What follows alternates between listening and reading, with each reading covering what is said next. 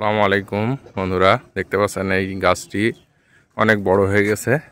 টবের তুলনায় গাছটি অনেক বড়, তাই এই গাছটি আজকে আমি এই টবের মধ্যে স্থানান্তর করব, সেটাই আপনাদের সঙ্গে শেয়ার করব।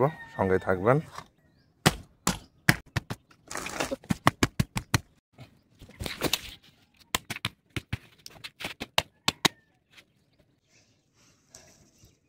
এই দেখেন কি সুন্দরভাবে উঠে গেছে গাছটা। এবার আমরা এখানে লাগিয়ে দেব। তো এটা আসলে মাটি অনেক বেশি আছে, এজন্য গোড়া থেকে মাটি সরাই নিতে হবে একটু। না সরালেও হবে না, এইভাবে লাগাই দাও। সরম হেরি সরম সরালে হয় নাকি? এই যে হেভি সুন্দর লাগছে দেখতে, হেভি সুন্দর হয়ে উঠেছে।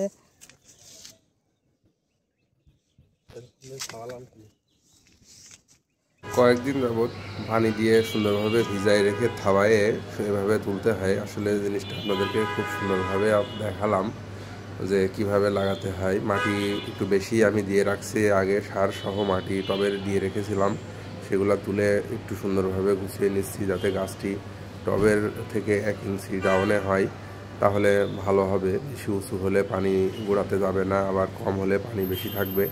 তাই যেহেতু গাছটি অনেক বড় হয়, এটা কাঠবাদাম গাছ মূলত। তো দেখতে পাচ্ছেন খুব সুন্দরভাবে বালতি থেকে আমি তুলেছি।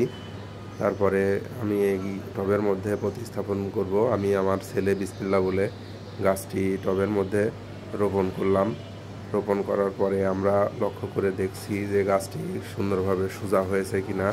যেহেতু টবে বালতির মধ্যে একটি ঘরের সাইডে ছিল, এক সাইডে গাছটি একা হয়ে গিয়েছিল, এই কারণে আমি একটু সোজা করে মাটির নিচে দিয়ে তারপরে মাটি দিয়ে দেব। গাছটির কাণ্ড এবং নিচ যেন একটু সোজা হয়।